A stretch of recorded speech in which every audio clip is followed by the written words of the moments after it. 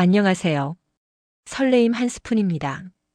이야기 시작하기 전 무료 버튼인 구독과 좋아요 버튼 부탁드립니다. 알림 설정도 해두시면 새 영상이 올라올 때마다 제일 먼저 시청하실 수 있습니다. 여러분은 지금 무엇을 하며 어디 지역에서 듣고 있나요? 산책을 하시면서 출퇴근을 하시면서 지역 이름이나 장소를 댓글로 남겨주시면 감사한 마음으로 반갑게 인사드리겠습니다. 감사합니다. 지금 시작합니다. 서울 강남 한낮의 도심. 정확한 리듬으로 달리는 버스, 질서정연한 인파, 그리고 그 속에서 한 외국인 여성이 바닥에 주저앉았다. 귀청을 찢는 듯한 사이렌 소리가 공기를 흔들었다. 순간 그녀의 머릿속은 폭발음과 비명으로 뒤덮였다. 숨이 가빠지고 시야가 흐려진다. 그녀는 본능적으로 몸을 웅크린 채 손으로 귀를 막았다. 그 소리 또 시작이야. 하지만 주변은 평온했다. 학생들은 이어폰을 꽂은 채 걷고 직장인들은 커피를 손에 든 채 대화를 이어가고 있었다. 오직 그녀만이 그 자리에서 떨고 있었다. 그녀의 이름은 모니카 리처드슨. 미국 미네소타 출신의 전직 미군 여군이었다. 그녀의 인생은 늘 군복과 함께였다. 그녀의 아버지는 베트남전 참전용사. 거실 벽에는 오래된 훈장이 걸려 있었다. 그것은 어릴 적 그녀에게 영웅의 상징이었다. 모니카, 이 훈장은 내가 용감해서 받은 게 아니야. 함께 싸운 전우들이 있었기 때문이지. 아버지는 종종 그렇게 말했다. 그 말의 의미를 어릴 적에는 몰랐지만 세월이 흐르자 그 전우들의 이름이 기도문처럼 흘러나오는 걸 들었다. 그녀는 그런 아버지를 닮고 싶었다. 그리고 결국 군인의 길을 택했다. 사명감으로 뛰어든 전장, 그리고 무너짐. 모니카는 18세 생일날 자원 입대했다. 훈련소의 혹독한 일상, 무게보다 더 무거운 총. 그 모든 게 낯설었지만 그녀는 버텼다. 나는 아빠의 딸이야. 난 강해야 해. 하지만 첫 실전 투입 후 그녀의 세상은 완전히 달라졌다. 총성이 울리고 동료의 피가 손에 묻고 살기 위해 쏴야 했다. 하루에도 수십 번 생과 죽음의 경계가 눈앞을 스쳤다. 전쟁은 그녀에게서 감정을 빼앗았다. 그 대신 생존 본능만 남았다. 밤마다 들려오는 전우의 비명, 깨어나면 시트가 땀에 젖어 있었다. 그녀는 PTSD 외상 후 스트레스 장애를 얻었다. 제대 후 그녀는 병원과 집만을 오갔다. 의사는 약을 처방하며 말했다. 환경을 바꿔보세요. 새로운 기억이 필요해요. 그녀는 여행을 결심했다. 처음엔 중국을 택했지만 시끄럽고 혼잡한 환경은 오히려 불안을 증폭시켰다. 그녀는 일정을 단축하고 호텔방에 홀로 앉았다. 그때 문득 아버지의 말이 떠올랐다. 모니카, 기회가 되면 한국에 가봐라. 베트남에서 함께 싸웠던 한국군은 정말 대단했단다. 그 말 한 줄이 결국 그녀를 한국으로 이끌었다. 평화로운 나라, 그러나 마음은 아직 전쟁 중. 인천공항에 내린 순간 그녀는 의심했다. 정말 여기가 그 전쟁의 나라 맞아? 거리는 깨끗했고 사람들은 조용했다. 지하철은 정시에 도착했고 모두가 질서 있게 움직였다. 그 평화로움이 오히려 낯설었다. 3일째 되는 날 그녀는 강남역 인근을 걷고 있었다. 그때 사이렌이 울렸다. 순간적으로 그녀의 시야가 흔들렸다. 심장이 미친 듯 뛰었고 사람들이 움직이는 모습이 전장의 혼돈으로 겹쳐졌다. 그녀는 본능적으로 가장 가까운 지하 통로로 뛰어들었다. 지하철 입구 구석에서 무릎을 꿇고 귀를 막았다. 그만. 눈물이 흘렀다. 숨이 막히는 그 순간 누군가의 손이 그녀의 어깨 위에 얹혔다. 괜찮아요. 안전해요. 그의 목소리는 놀라울 만큼 낮고 안정적이었다. 모니카는 반사적으로 그 손목을 잡아 상대를 엎어쳤다. 하지만 그 남자는 곧바로 일어나 공격하지 않았다. 대신 그녀를 조용히 끌어안으며 말했다. 지금은 훈련이에요. 민방위 훈련. 위험하지 않아요. 그는 군인처럼 침착했고 의사처럼 따뜻했다. 잠시 후 사이렌이 멎자 그는 조용히 명함을 꺼내 건넸다. 박시훈. 정신건강의학과 전문의입니다. 혹시 도움이 필요하시면 연락주세요. 마음의 문이 열리다. 호텔로 돌아오는 길, 모니카는 그의 명함을 수십 번이나 들여다보았다. 정신건강의학과 전문의? 그가 자신을 제압하지 않고 오히려 진정시켜준 이유를 이제야 이해했다. 그녀의 머릿속에는 아직 포화음이 남아있었지만 그의 목소리만큼은 이상하게 또렷했다. 그날 밤 그녀는 처음으로 약을 먹지 않고 잠들었다. 오랜만에 찾아온 깊은 잠. 아침 햇살이 커튼 사이로 스며들었다. 그녀는 거울 앞에 서서 작은 종이 한 장을 바라봤다. 박시훈 정신건강의학과. 그녀는 천천히 속삭였다. 오늘은 가보자. 낯선 도시, 낯선 언어. 하지만 어쩐지 그 남자에게는 낯설미 느껴지지 않았다. 모니카는 문을 열었다. 3층 작은 병원, 잔잔한 음악이 흐르는 로비. 문 너머로 흰 가운을 입은 그가 서 있었다. 그는 환하게 웃으며 말했다. 와주셔서 감사합니다, 모니카 씨. 제가 도움이 될 수 있을지 모르겠지만 최선을 다해 볼게요. 그 순간 그녀의 마음속에서 무언가가 딸깍하고 움직였다. 그녀는 아직 몰랐다.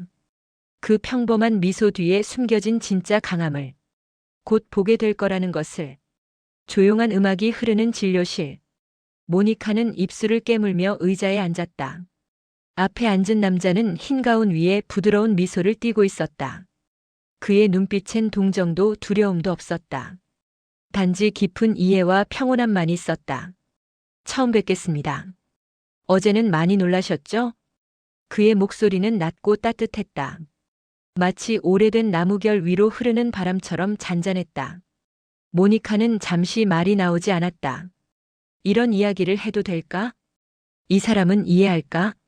하지만 그가 고개를 살짝 끄덕이며 편하게 말씀하세요라고 말하자 무언가 안쪽에서 무너져 내렸다.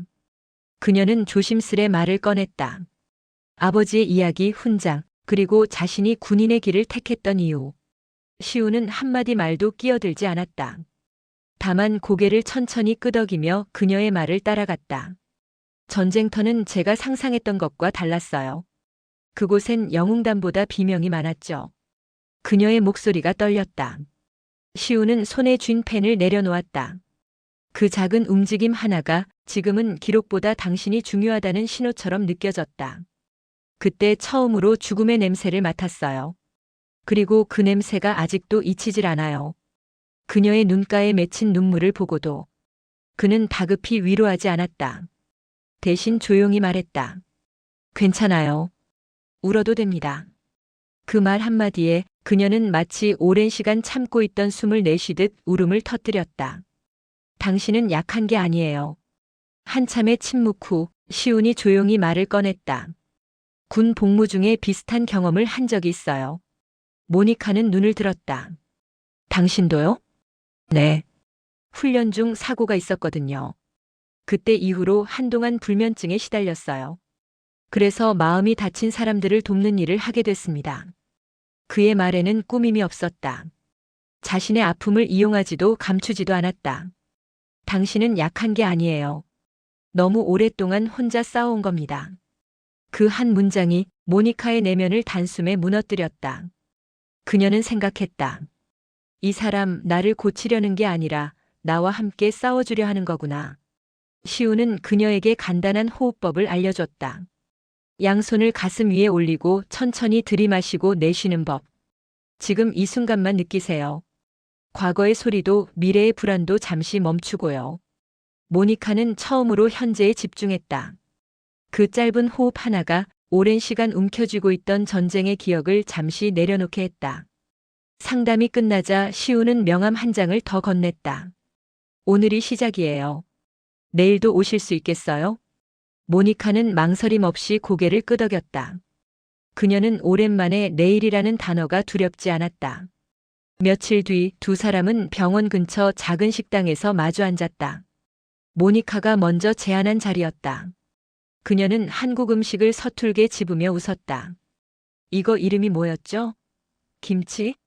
네, 김치요. 맵죠? 그녀가 눈을 크게 뜨며 물을 들이켰다. 시온이 웃었다.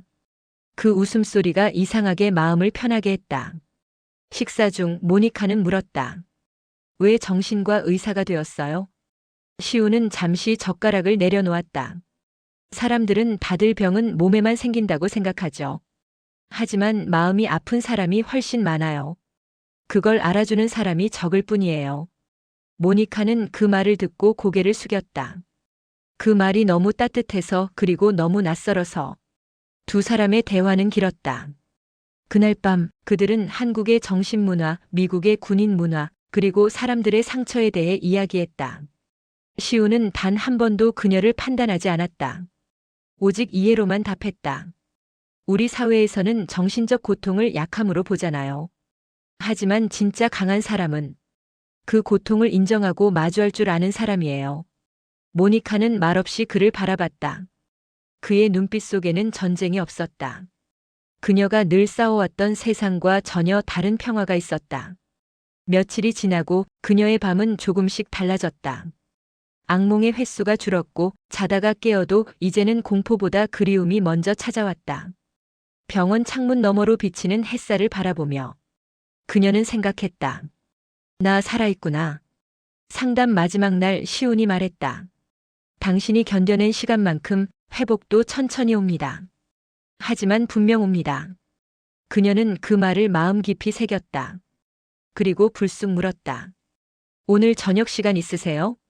시우는 잠시 놀란 듯 웃더니 예, 있습니다. 그날 밤 그들은 병원이 아닌 곳에서 만났다.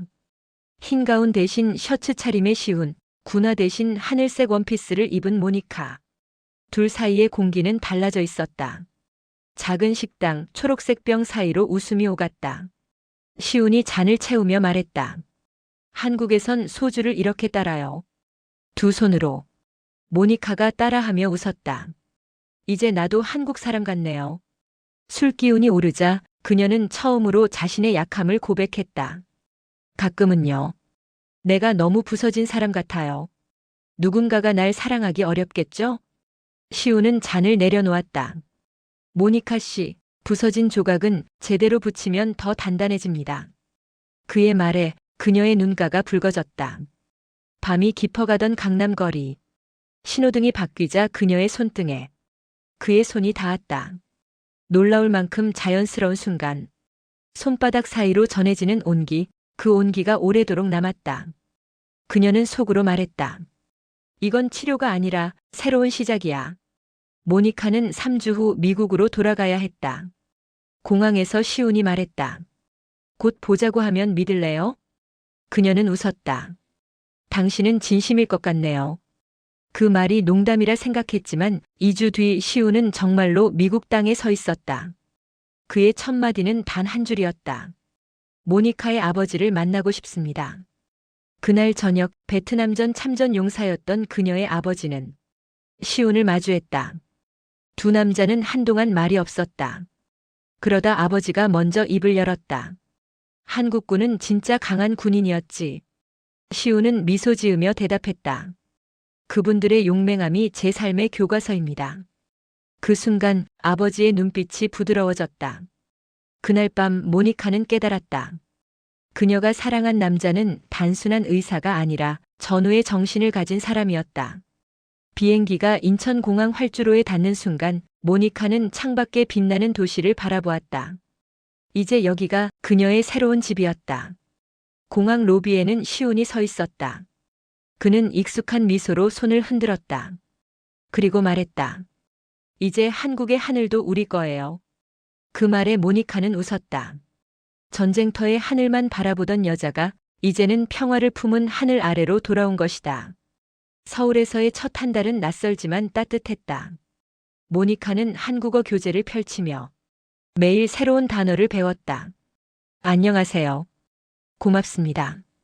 그리고 가장 좋아하는 단어 사랑해요. 시우는 퇴근 후 그녀에게 한식 요리를 가르쳐 주었다. 비빔밥, 된장찌개, 김치찌개. 그녀는 그 중에서도 된장찌개 냄새를 가장 좋아했다. 이상하게도 그 향에는 집의 냄새가 났다. 한국 음식은 손맛이 중요해요. 그럼 난 아직 초보네. 괜찮아요. 사랑이 들어가면 다 맛있어집니다. 그날 밤 모니카는 처음으로 가정이라는 단어를 실감했다. 결혼식은 소박했지만 따뜻했다. 두 문화의 가족이 함께한 식탁 위엔 미국식 와인잔과 한국식 젓가락이 나란히 놓였다. 모니카의 아버지는 시온을 바라보며 말했다. 내 딸을 부탁하오. 시온은 고개를 숙였다. 걱정 마세요. 제 목숨보다 소중히 지킬 겁니다. 그 말의 울림이 묘하게 오래 남았다. 결혼 후 두 사람은 신혼여행으로 발리를 선택했다. 전쟁의 흔적도 소음도 없는 곳. 그저 햇살과 바다만 있는 평화의 섬. 모니카는 비행기 안에서 창밖을 보며 말했다. 이제 정말 과거에서 벗어날 수 있을까요? 시우는 그녀의 손을 감싸 쥐었다. 우린 이미 벗어났어요. 이제는 새로운 기억을 만들 차례예요. 도착한 공항은 따뜻한 공기로 가득했다. 숙소는 인도양이 내려다 보이는 작은 빌라. 파도 소리가 창문을 두드렸고 코코넛 향이 공기 속에 섞여 있었다. 모니카는 바다를 바라보며 말했다. 전에는 이런 소리만 들어도 폭발음처럼 들렸어요. 이젠 파도예요. 아무것도 터지지 않아요. 시온의 말에 그녀는 미소 지었다. 그의 말 한마디 한마디는 항상 두려움을 녹이는 주문 같았다. 신혼여행 3일째 그들은 현지 시장을 걸었다. 과일 향기, 낯선 언어, 활기찬 웃음소리. 모든 게 새로웠다. 시우는 현지 상인과 농담을 주고받으며 망고를 깎아 그녀에게 건넸다. 한국에서는 망고가 비싸요. 그럼 더 먹어야겠네요. 그들은 그렇게 웃으며 하루를 보냈다. 밤에는 촛불 아래에서 와인을 마시며 서로의 꿈을 이야기했다. 모니카는 말했다. 난 이제 더 이상 군인이 아니야. 그냥 아내이고 싶어요. 시우는 조용히 대답했다. 당신은 언제나 용사예요. 다만 싸워야 할 대상이 달라졌을 뿐이죠. 그 말에 모니카의 눈가가 젖었다.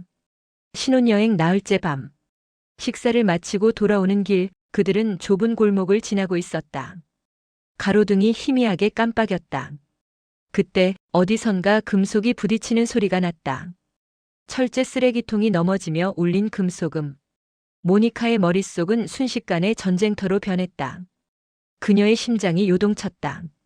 숨이 막혔다. 안 돼, 안 돼. 시온이 그녀의 손을 잡았다. 괜찮아요. 그냥 쓰레기통이. 그 말이 끝나기도 전에 앞쪽 골목에서 여성의 비명 소리가 들려왔다. 비명을 향해 고개를 돌린 시온의 눈빛이 순식간에 변했다. 평소의 온화함은 사라지고 차가운 결의가 스며들었다.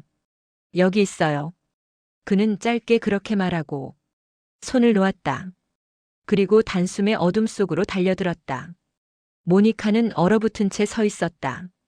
눈앞에서 펼쳐지는 장면이 믿기지 않았다.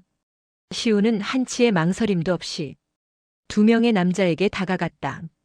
첫 번째 남자가 팔을 휘두르는 순간 시운의 몸이 회전하며 공중에 떴다. 정확한 회전축, 완벽한 중심. 그의 발끝이 남자의 가슴을 가격하자 남자는 그대로 뒤로 나가 떨어졌다. 두 번째 남자가 칼을 꺼내 들었다.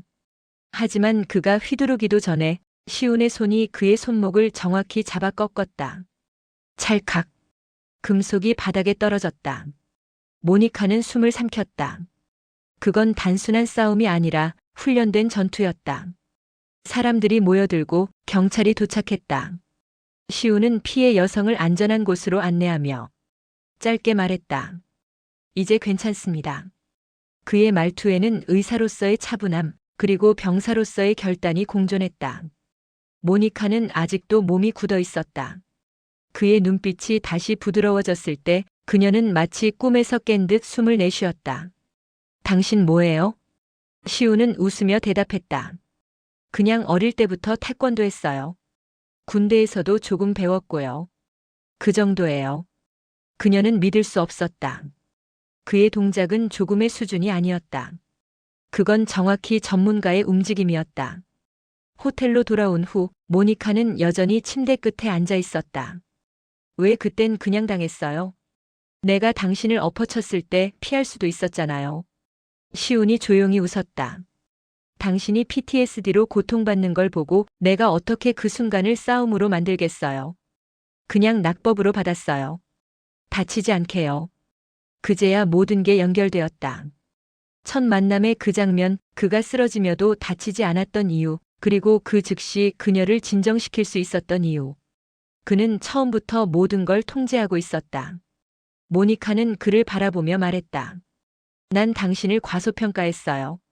미국 남자들처럼 근육질은 아니니까 힘이 없을 줄 알았어요. 시우는 부드럽게 웃었다.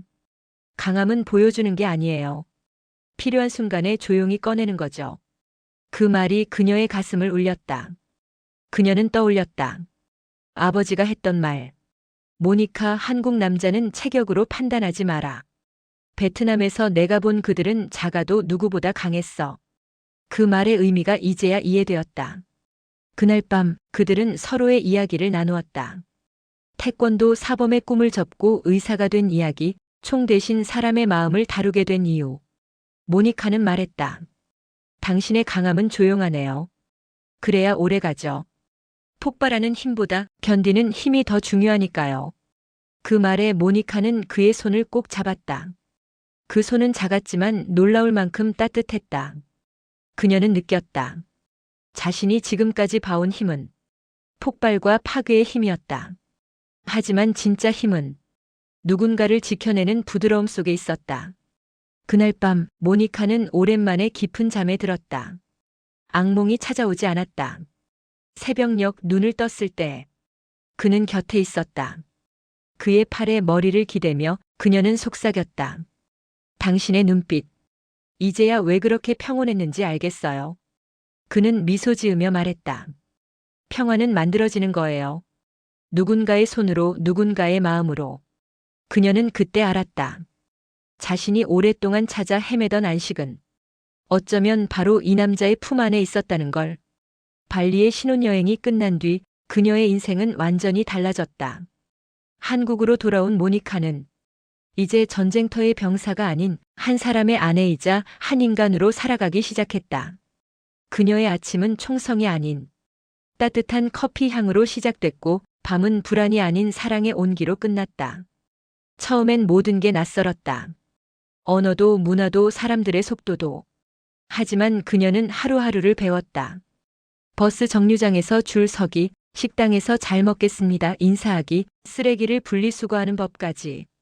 미국의 넓은 도로 대신 서울의 질서 정연한 거리 속에서 그녀는 오히려 평화를 느꼈다. 한국 사람들은 규율 속에서도 따뜻하네요. 그건 우리에게 상처의 역사 때문이에요. 상처요? 전쟁을 겪었잖아요. 그래서 다들 서로를 더 조심스레 다뤄요. 그날 시운의 말은 모니카의 마음 깊은 곳에 잔잔히 스며들었다. 봄이 찾아오던 어느 날 아침, 모니카는 갑작스런 메스꺼움으로 눈을 떴다.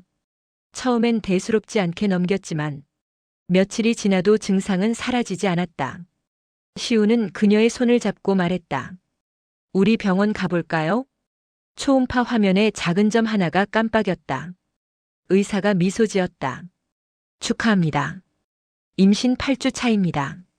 그 순간 모니카의 세상이 멈췄다.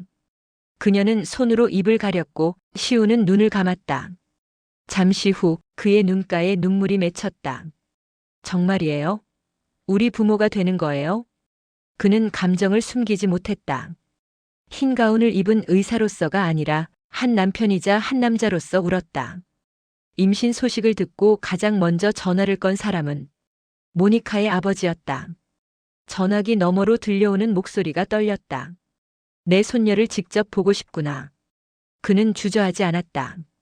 며칠 뒤 아버지는 비행기에 올랐다.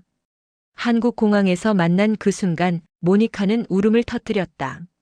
수많은 이별의 공항이 있었지만 이번만큼은 새로운 시작의 공항이었다. 식탁 위에 2개의 숟가락이 놓였다. 시온의 아버지 그리고 모니카의 아버지. 말은 통하지 않았지만 둘의 눈빛에는 묘한 공감이 있었다. 모니카의 아버지는 서툰 한국어로 말했다. 감사합니다. 시온의 아버지는 손을 잡으며 대답했다. 딸 예뻐요. 그 짧은 대화 속에 모든 감정이 담겨 있었다. 저녁 식사 후 모니카의 아버지는 창밖을 보며 말했다. 이 나라 참 평화롭구나. 전쟁의 흔적이 보이지 않아. 시온은 조용히 대답했다. 우리는 전쟁의 상처를 기억하지만 그걸 삶의 일부로 품고 살아갑니다. 그 말에 아버지는 천천히 고개를 끄덕였다. 그리고 모니카의 어깨에 손을 얹으며 말했다. 넌 잘 왔어. 상처를 잊는 게 아니라 새로운 추억으로 덮어야 하는 거야. 그 말은 그녀의 심장에 깊이 새겨졌다. 임신 중반으로 접어들며 모니카는 여전히 가끔 악몽을 꾸었다. 총성이 들리는 꿈, 비명과 어둠 속에서 깨어나는 새벽. 하지만 그럴 때마다 시우는 말없이 그녀를 안아주었다. 괜찮아요. 지금은 전쟁이 아니에요. 당신은 내 품 안에 있어요. 그의 품은 언제나 따뜻했고 그 품 안에서는 모든 공포가 천천히 사라졌다. 그녀는 놀랐다. 그는 마치 그녀의 숨소리만으로도 감정을 읽는 사람 같았다. 어떻게 알아요? 내가 악몽을 꾸고 있는지. 당신의 호흡이 달라져요. 그리고 눈동자가 빨리 움직이죠. 그건 악몽의 신호예요. 그의 세심한 말에 그녀는 눈물을 흘렸다. 그 눈물은 고통의 눈물이 아니라 안도감의 눈물이었다. 임신 7개월 차, 아버지는 서울의 아파트를 얻었다. 그는 매일같이 한국어를 배우며 새로운 일상을 즐겼다. 어느 저녁 세 사람은 한강변을 걸었다. 노을이 강 위에 비치며 황금빛으로 물들었다. 아버지가 말했다. 한국에 눌러 앉을까 생각 중이야. 모니카는 놀라 눈을 크게 떴다. 정말요? 그래. 미국은 이제 너무 조용해. 여긴 살아있어. 그리고 너희가 있으니까. 그 말에 시운이 미소를 지었다. 언제든 환영합니다, 아버님. 바람이 세 사람의 머리카락을 스쳤다. 그 순간 모니카는 처음으로 가족이라는 단어의 무게를 느꼈다. 9개월 후 새벽 3시. 진통이 시작됐다. 병원으로 가는 차 안 모니카는 두려움에 떨었다. 시훈, 나 무서워. 그는 그녀의 손을 꼭 잡았다.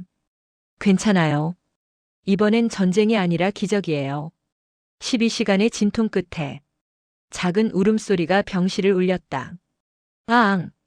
그 울음은 세상의 모든 총성을 지워버릴 만큼 맑았다. 의사가 말했다. 축하합니다. 건강한 여자아이예요. 시훈이 아기를 품에 안았다. 그의 눈에서 눈물이 흘렀다. 그 부드러운 눈빛 속엔 이제 단 하나의 의미만 있었다. 사랑. 모니카의 아버지가 아기를 품었다. 작은 손가락을 만지며 속삭였다. 이 손이 세상을 다시 잡게 되겠지. 그의 눈에서도 눈물이 흘렀다. 그 눈물은 지난 세월의 전쟁과 상처, 그리고 새 생명의 희망이 섞인 눈물이었다. 모니카는 아버지의 어깨에 머리를 기대며 말했다. 아빠, 이제 전쟁은 끝났어요. 아버지는 고개를 끄덕였다. 그래. 이 아이의 눈을 보니 알겠어. 평화가 어떤 건지. 며칠 후 모니카는 일기장에 한 문장을 적었다. 전쟁터에서 잃은 나를 한국이라는 나라가 다시 찾아주었다. 그녀는 이제 두려워하지 않았다. 민방위 사이렌이 울려도 그 소리가 훈련의 알림이라는 걸 안다. 그녀는 말했다. 한국은 상처를 품은 나라지만 그 상처 위에 꽃을 피운 나라예요. 그리고 미나의 작은 손을 쥐며 속삭였다. 엄마도 그렇게 살 거야.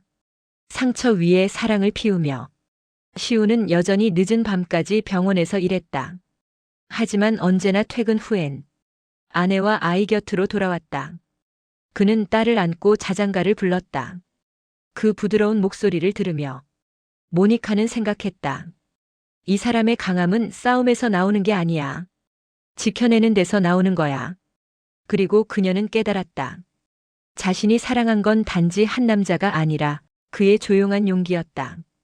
시간은 흘러 미나는 3살이 되었다. 말이 트이고 걸음이 안정되자 집안은 웃음으로 가득 찼다. 아침마다 엄마 아빠 사랑해. 를 외치는 아이의 목소리는 모니카의 하루를 시작하게 하는 음악이었다. 그녀는 여전히 가끔 불안 발작을 경험했지만 예전처럼 두렵지 않았다.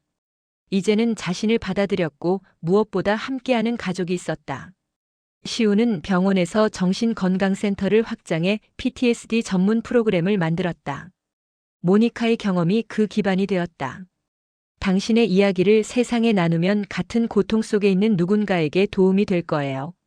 시운의 제안에 처음엔 망설였지만 결국 그녀는 용기와 회복이라는 제목으로 강연을 시작했다.